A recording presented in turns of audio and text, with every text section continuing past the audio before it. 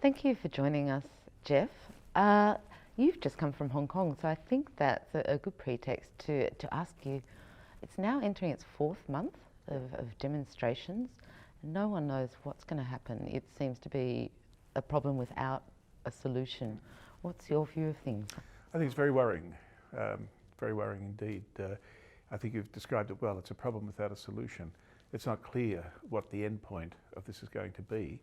But I think one thing is for sure, that Hong Kong will never be the same again. At what point the issues settle down, what point the streets are cleared and people stay off the streets, I don't know, and I don't know how that's brought about. I think it's been very surprising that Beijing has been so reluctant to remove Carrie Lam and make some compromises and try and set up a better mechanism of negotiation with the demonstrators. But it could well become a significant black swan event in the world, not just in the region. Do you think that the worst could happen, that there would be a Tiananmen 2.0 and they'll send in the tanks to crush the movement? Well, I guess everything's possible. And the worrying thing there is that clearly the demands have gone beyond the extradition bill and greater consultation with the government to going to the heart of Beijing's concerns, which is the nature of the political system and the one country, two systems model, which is now increasingly being rejected on the street. So the longer this goes on, the more the demands of the demonstrators become more of a direct challenge to Beijing's authority. And I think that makes it very risky. However, it has to be ultimately the most extreme and last solution for Beijing, because it's not clear what the exit strategy for the military would be.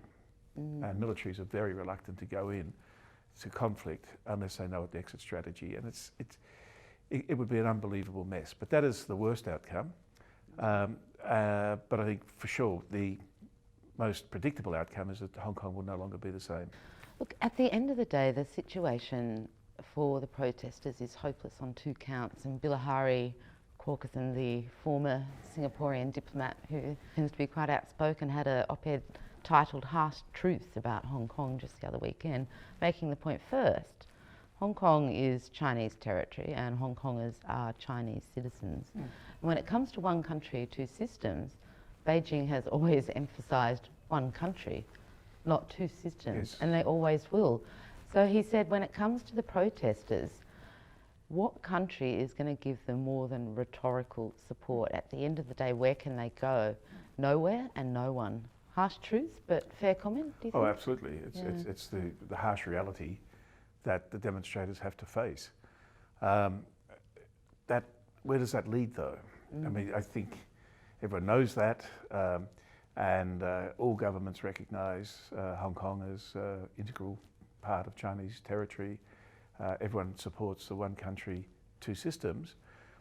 The problem is that the two systems is basically over as a result of these demonstrations. Beijing will feel no compunction to continue with what's become increasingly a charade of two systems, and the mask will come off. Whether that requires Beijing to intervene violently in Hong Kong is still an open question, but things have changed irrevocably. One thing that might trigger a crackdown would be if there were signs that this was somehow spreading to the mainland, although it started off as a quite specific local Hong Kong issue. As you say, it's now morphed into something else, and Beijing has been doing everything possible to make sure it doesn't spread. But in Tiananmen, of course, that was exactly what happened, that there were protests right across the country. It represented a threat to the regime.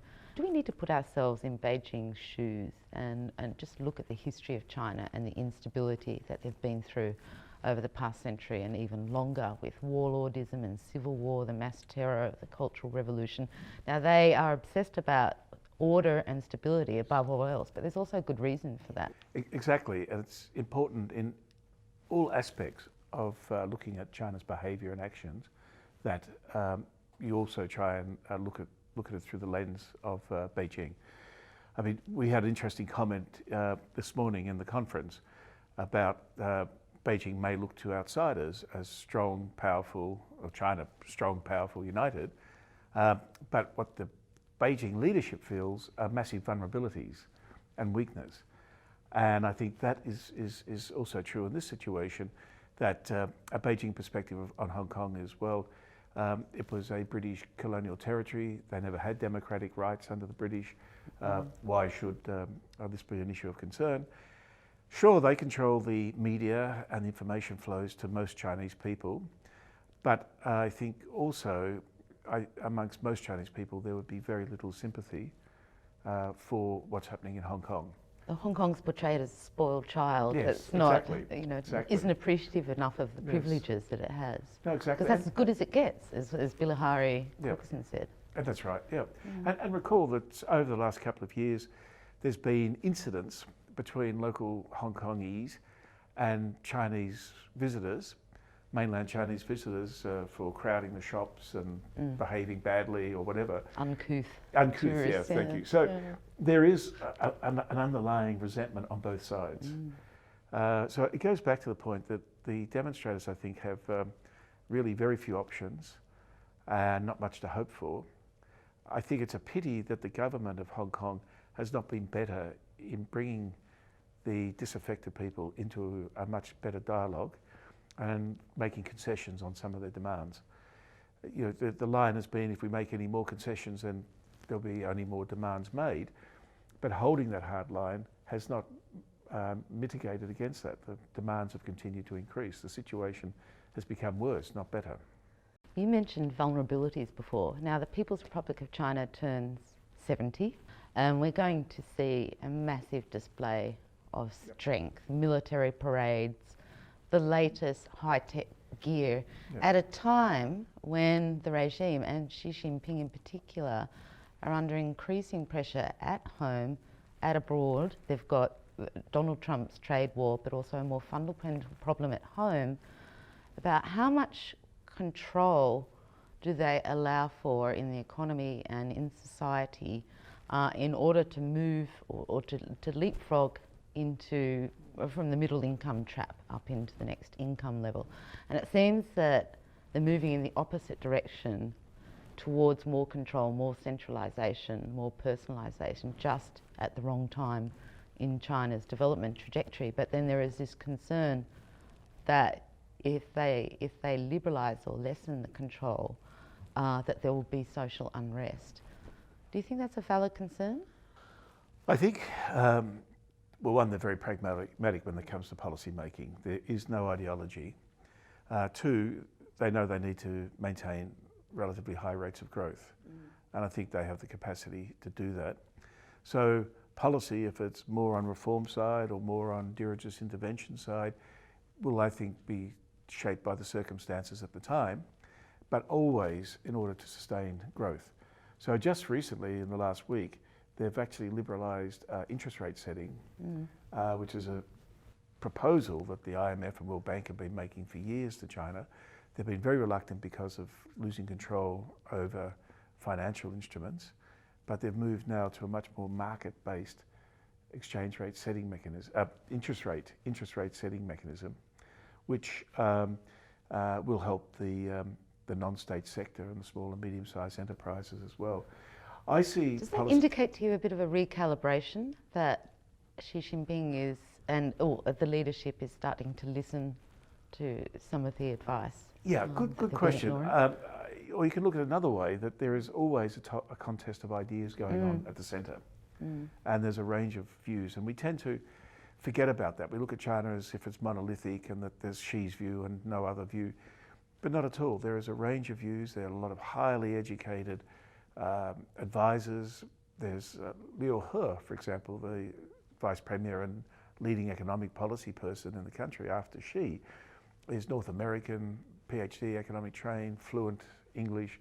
It's not for not knowing, but they're sitting on top of this enormous economy where stability is the overriding policy objective, and they pursue policy out of necessity rather than out of any philosophical predisposition.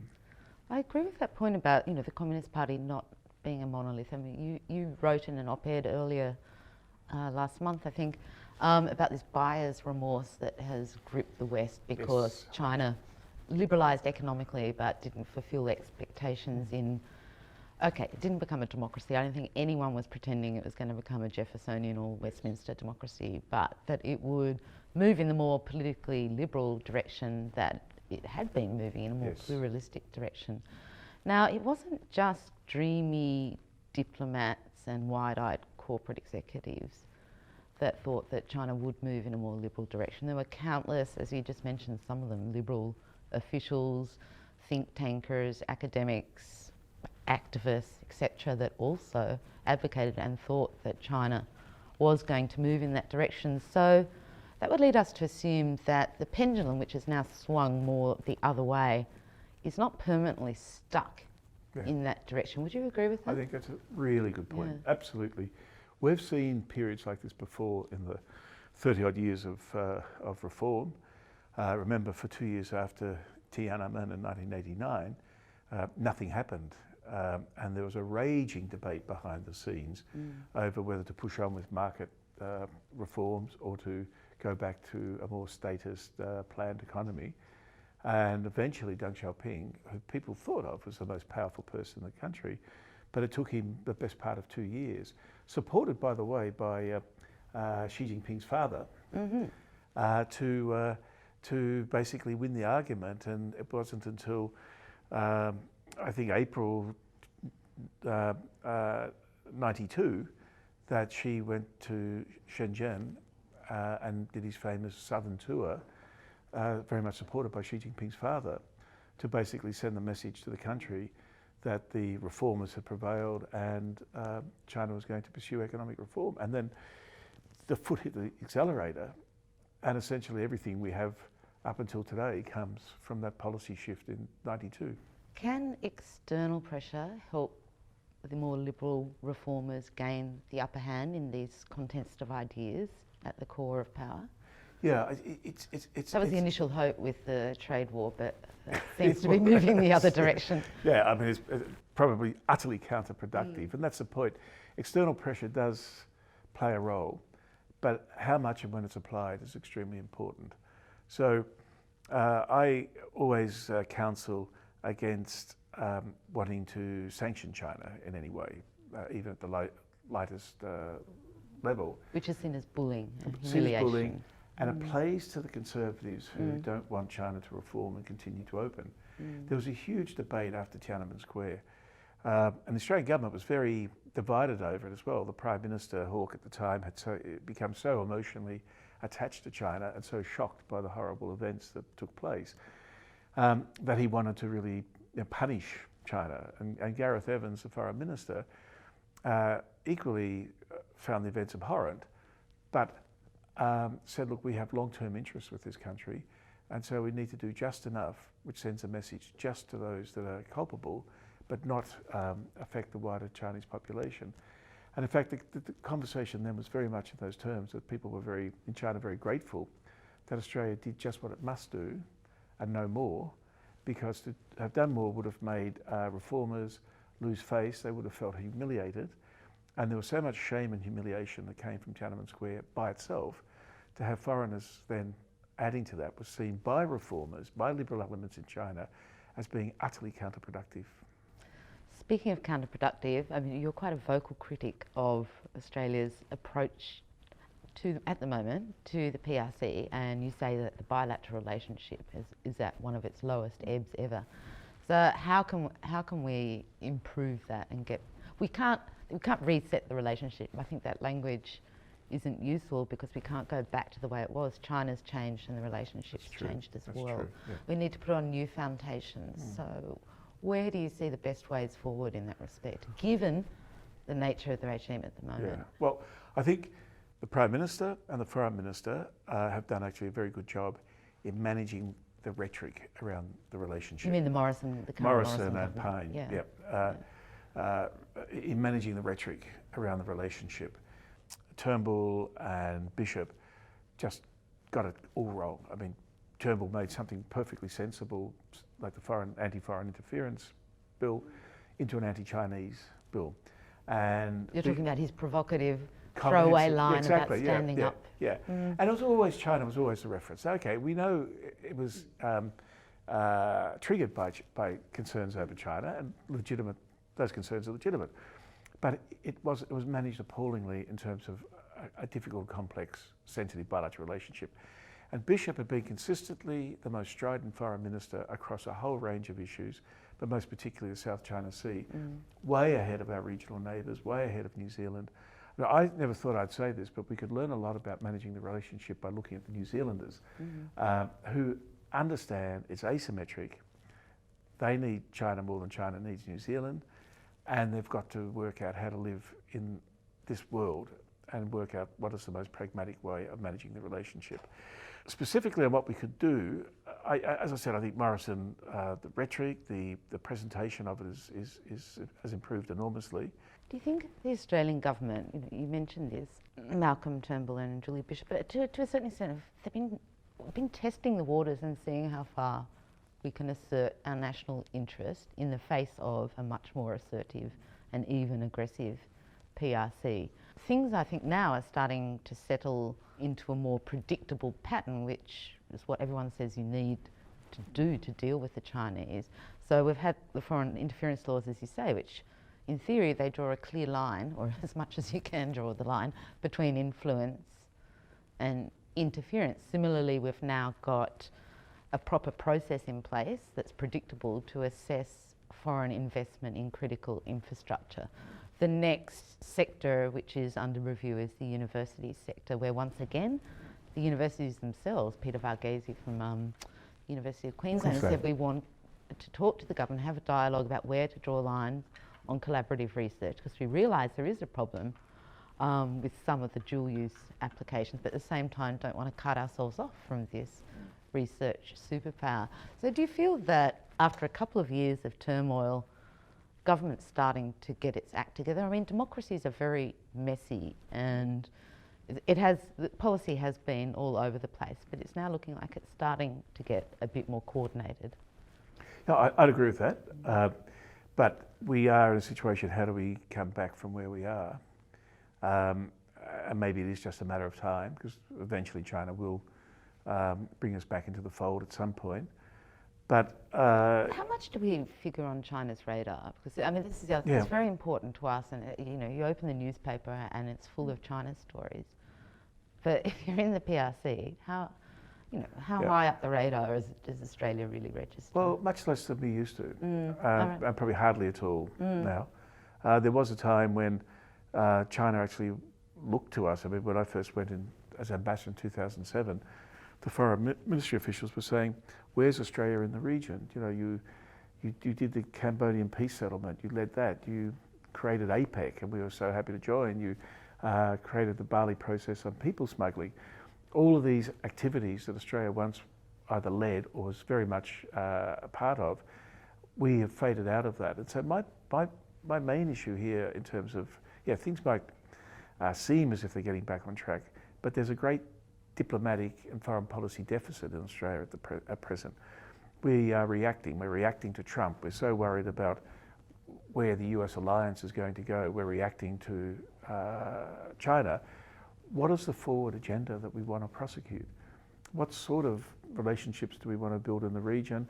As I've written with the Asia Society, if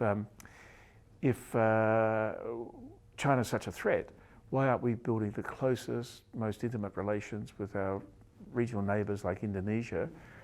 As I said in my presentation this morning, we're not alone. But the way the debate's conducted in Australia, you think we're the only country on earth that's trying to juggle enormous economic interests with China, plus the security and broader risks that China brings. You mentioned the region, and I think that's a good point, because I think it was Geoff Miller, who's the former diplomat himself and head of ONA, expressed his concern at one point that we risked having a China-only policy as far as the region goes. When it's not it's a very important player and a rising player, but there are other great powers or powers in the region. You just mentioned some of them, Indonesia, but there's also India, Japan, etc. Why has the regional diplomacy gone off? You mentioned all these initiatives where Australia was a leader in the past, and doesn't seem to play that role anymore. No. Well, again, I think it's because we've lost our way on diplomacy. The intelligence, security, military establishment, defence establishment in Canberra really dominates not only China policy but regional policy. We have weaponised our foreign policy because everything's seen through the prism of the China threat. Mm-hmm. And that's why the China threat needs to be in some way understood for what it really is, and how severe the risks are and what they are specifically, instead of this generalised, we need to just respond to our fears about a strong, powerful China. China is the dominant power in the region, even though it doesn't have the military heft of the United States. Mm. All countries will look to China in terms of how they position themselves on issues. And we're doing the same. So, but as you mentioned before, all countries are also very concerned about being sucked into a Sino-centric orbit, because basically that limits your policy choices, doesn't it? If access to the Chinese market is dictated by whether Beijing approves of your policy positions or not, then that circumscribes your political independence. Well, so you need to keep the WTO as a viable, strong, effective institution, rather than undermining it like Trump is doing by not appointing appellate body judges and so on. But I was just going to say, in the region, Morrison's recent visit to Vietnam should be welcomed and applauded, but it was done purely as a reaction to China. And why haven't we been cultivating a much broadly based relationship with Vietnam, which also includes the China geopolitical dimension? I think one of the best and most underappreciated aspects of Australian foreign policy in recent years was when Turnbull invited the leaders of ASEAN to come to Australia. Now, when I was in government, foreign and DFAT, it would be unheard of that they would have come. If anyone had proposed it within our system, you would have been laughed at. But no, they all turned up, including the Malaysian Prime Minister. They turned up for one reason, and one reason only: China. So we need to build on that. That is really valuable material for us. But if we can't talk to China, if our officials can't meet Chinese officials, and if we have a US first, a US only policy, we'll have no credibility with our regional neighbours. We were not going to be able to be successful in coalition building and forming alliances that we're central to, that help not necessarily push back on China, but just remind China that there's a cost for bad behaviour. And we can only do that collectively, and we can't rely on the United States. As you take the South China Sea, China has behaved badly, but the United States is not going to go to war with China over the South China Sea, and Chinese know it. It's a fait accompli. And what we've lacked is, processes and dialogue and whatever to be able to collectively, the smaller states of East Asia, remind China that there can be costs if you behave badly. So I've been proposing the notion that we should look at many people have talked about it in the past, but I think the time now is right for Australia to take the lead with regional partners on developing some sort of regional security mechanism. And maybe in the first instance, you don't even have China and the United States at the table. Maybe you start to build it really from the grassroots up until it gets enough momentum to be able to cope with the big players. So I take it you wouldn't be a supporter of the Quad? No, I'm probably the most vocal opponent in Australia of the Quad. And there are a number of reasons for that. I mean, you've got to look at its genesis with Abe, and he's very much a sort of nationalist, anti-Chinese position 10 years ago when the idea was first floated. Not now. I mean, Abe's showing much more nuance and sophistication in managing that relationship. But my main point is, why would we, as Australia, want to go into an arrangement where the other three members are China's strategic competitors? Now, as I was saying this morning, there's a contradiction in our policy. The reality is that at its heart, policymakers in Canberra work on a premise that China is a strategic competitor. They accept that our interests are identical with the United States. But that's not true. You can see why Japan is a strategic competitor with China. You can see India. India has hot border disputes still with China. And of course, the United States is the dominant hegemonic power. But why we would want to be in that group, which is embarrassed about existing, because ministers are always trying to talk it down and pretend it doesn't really exist. It's part of this muddle, I believe, in our foreign policy. And it's part of the broader concept of the Indo Pacific, which is still really struggling to get traction because it misses that economic component, which is what makes the alternative, a Sino-centric region, so compelling. But it's struggling to get going because it's a phony idea. And it's phony because it's premised on... It's trying to bring India in. It's based on the belief that India can be brought in to balance China. Well, India has no interest in balancing China. It has its own very clear bilateral relationship with China and its own very clear strategic and military issues with China. But India looks west. Its overriding foreign policy consideration is Pakistan.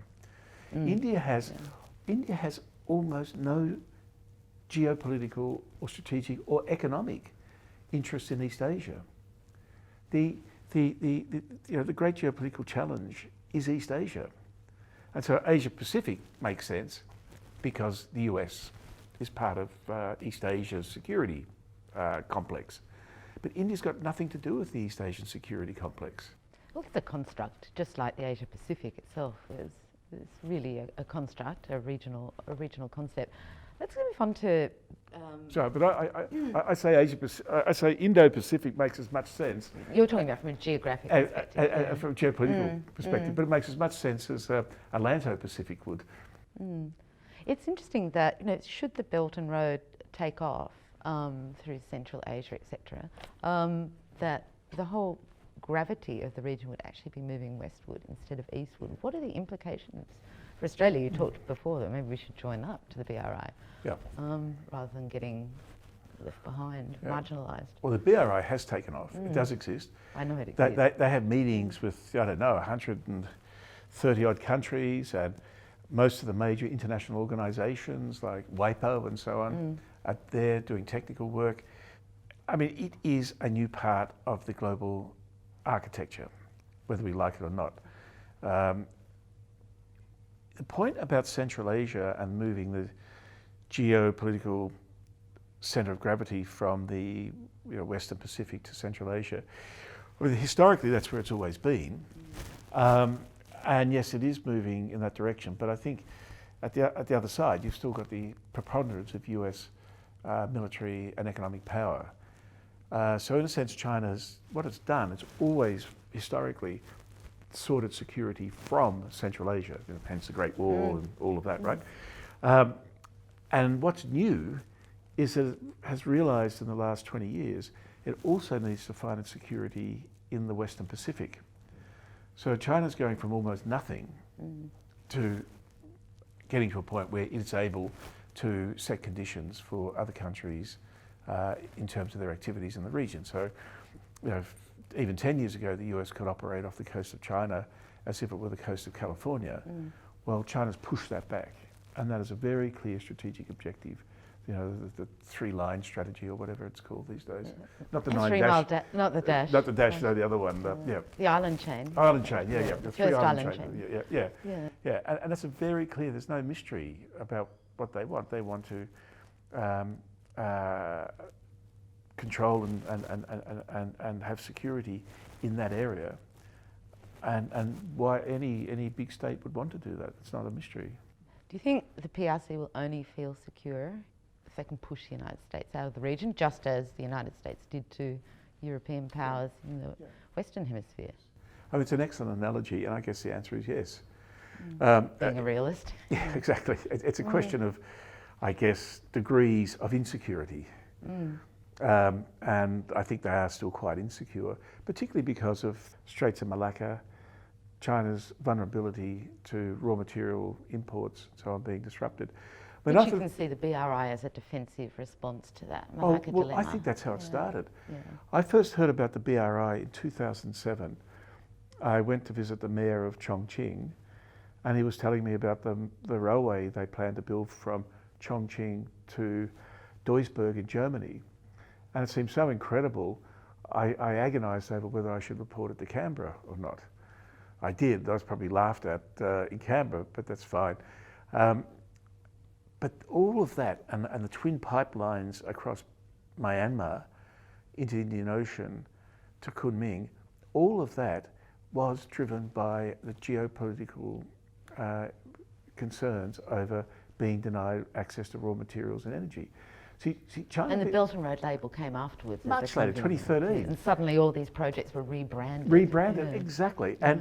And I can tell you for years after Xi Jinping made his speech in 2013 in Astana in Kazakhstan, most officials had no idea what the Belt and Road was. I took a group of... well, it was One Belt, One Road initially, well, which I can understand why that got rebranded. Exactly, yeah. But I took a group of lawyers to Xinjiang, maybe 2015, came from Australia, to find out really what was going on. And they wanted to be able to present to clients, as they knew all about the Belt and Road. So we went through Xinjiang. And officials were smiling when they talked about building railways into Pakistan and whatever. But now there's a lot more definition around it. And again, it's partly...